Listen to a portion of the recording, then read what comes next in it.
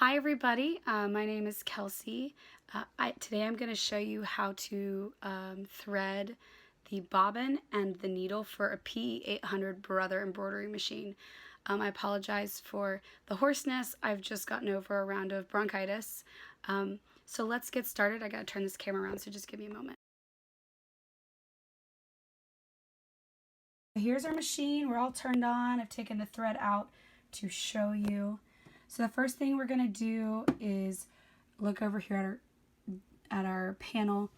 This guide right here will walk you through all the steps for everything. So you have threading your needle.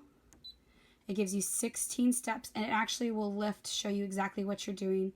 The buttons you can slide over if you're unsure if your needle's in the right position.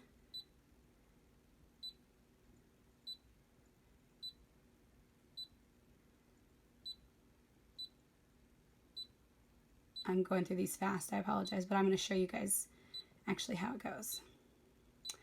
And then that is it. So that is threaded. This also will show you how to put thread on your bobbins. Step-by-step guide. We won't go through that right now. As well as putting the bobbin into the machine.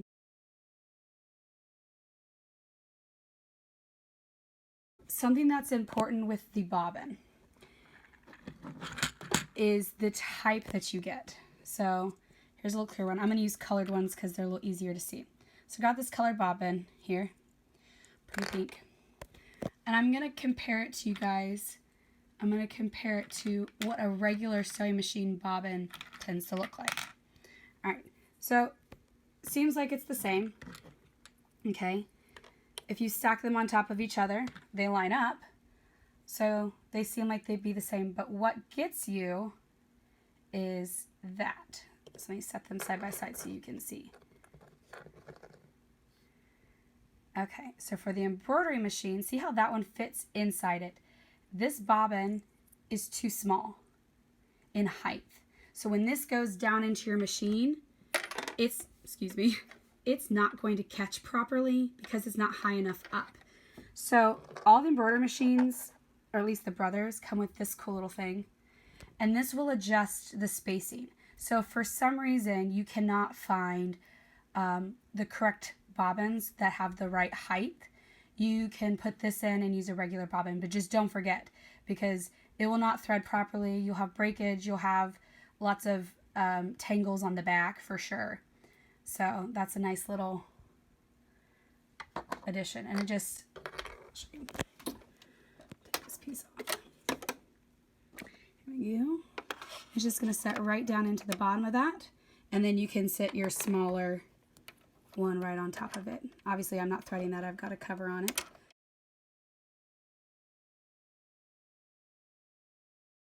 The first thing you have to do is take your cover off. If you have thread inside, take that out. Let me get my bobbin thread. Okay, and then you're going to come over here, and this is important. Anytime you switch your bobbin thread out or your needle thread, you're going to come over here, see this little button right there, and you're going to click it. And that will pop up. That needs to be on before you switch things out. That's to notify the computer inside that you are switching the bobbin thread. So when you start embroidering again, you won't have any issues. All right, so we want to make sure there's a little guide right here that says which way the thread should be facing. Let's set that bobbin in there, the right height. I did the color one so you guys could see it more clearly than the whites. And something also that's important is to make sure that you feel it catch right when you get to about there. If it doesn't catch, you need to pull it back out and pull your thread a little more this way, because sometimes it will catch down here and you won't get that little bit of tightness correct. So you're going to slide that around. And we're going to slide it in, and like the other side, it's just going to cut it. All right, we're going to put our cover back on and then come right back over here, click our button, and our bobbin has been threaded. Now the machine knows it's new and it will take care of it. All right, so we are going to thread the needle There are two different types of threads that you'll kind of see, at least casings. You've got this one, which kind of gives that cone shape. This is easy to just toss on there because it only can go on there in one direction, which will be this way against that. And then you have these where they're the exact same on both sides. The key to it, and it will give you a guide right there. The key to it is to always make sure your thread, when you put it on, is going under, not over. It's kind of like the age-old, which direction does the toilet paper go? So this right now, if you can see, is sitting over. So I cannot put it on this way. I need to turn it upside down. So now our thread is on the back side.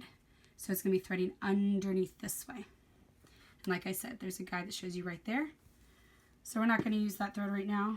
We're going to put this one back on. So just slides right on here. We're going to put, I have a little hook here that goes right into these. And automatically, once I untangle it, there we go, it's threading underneath. All right, so we're going to come over here real quick. We want to make sure our presser foot is up for the beginning of this. Why is that important? Because there's a plastic casing right there. So if I put the presser foot down, you see it pop into place. And then I take it up and it moves out of the way. We want that out of the way while threading the upper, or it will get caught and we'll have a lot of tension. So we want to make sure our presser foot is up. We also want to check our needle, because sometimes if you've stopped in the middle of the process, the needle may be not where you want it. So we have a little lovely needle button here. I'm just going to click that once. It's going to lower the needle. There it goes. And I'm going to click it again, and it's going to raise the needle back up. Now it's in the right position, so you're ready to go. All right, so first steps we're just going to follow. We have 1, so the thread's going to come up, down over, to 2, to here, drop down. Again, remember, make sure that presser foot is up so that you don't have that piece of plastic in the way, and loop it down and drop it. So we'll do it with the thread. I go to 1, under this little metal post, up to 2, over, and we're going to drop down to 3. So I went up 1, under this metal piece, over 2, dropped down to 3. Again, make sure your presser foot is up. We're going to come up, and if you just literally with your fingers, you can just follow that guide. It catches right there and comes down. Now, as soon as you put your presser foot down, you can't pull your string anymore because this is going to lock it into place. So we don't want to put it down yet. All right, so we're going to come back over here, and I'm going to set this phone down.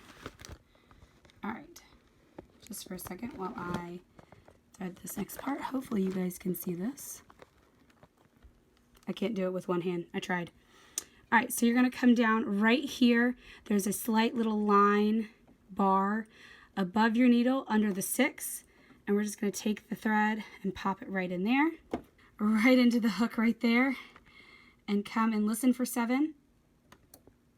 It's kind of hard to hear, but there's a little tiny little click.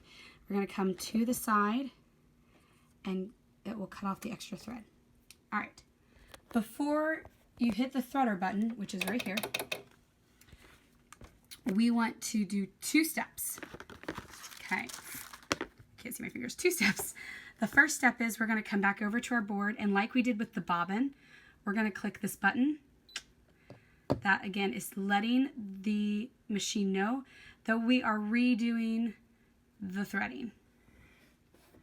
And then we're going to come back over here, last important step, and lower this presser foot. The needle does not move, so it stays in the position that you put it in. Okay, so that's up, and make sure it's down. If it's down, you shouldn't be able to put anything underneath it, including your hoop. And then we're going to come over here. If you push this button too slowly, it won't thread it. So I'm going to show you. If you just come down, I'll zoom out here. If you just come down and press it, look, it stops. It doesn't work. And then you're like, it didn't thread, because that's all I did. I didn't have any kind of pressure. So really quickly, because I did that, now it's come out of this contraption. So what I have to do is I'm going to lift the presser foot up long enough to get a little bit of extra thread going. Now we got my tangled around my needle there. Okay, put the presser foot back down. So you want a little bit of force on it. I'm going to rehook it through that. 7, cutting of the thread. Now, I'm going to do this twice, and I'll do it up here first so you can see how much pressure I put on it. Just like that. It's like stamping something, and you can see it's threaded perfectly through right there. All right, I'm going to take it out, do it again so you can see it through right at the needle. All right, ready? Does it really fast. Motion. You can see it went right through the needle, just like that. All right, so then my next step is I'm going to raise my presser foot because I want to put my thread through the eyelet. If you come over here and you just pull this little piece right here, it's going to pull it back out. You will not have, it will pull it right back out of that hole. So when you lift your presser foot, you're going to grab the back where it's a hoop, a little circle, and that's where you're going to pull out from. You'll mess it up like I just did. And then just pull it through our little eyelet down there. And last step, come back through, notify the computer, I'm all done, and shut all your pieces together.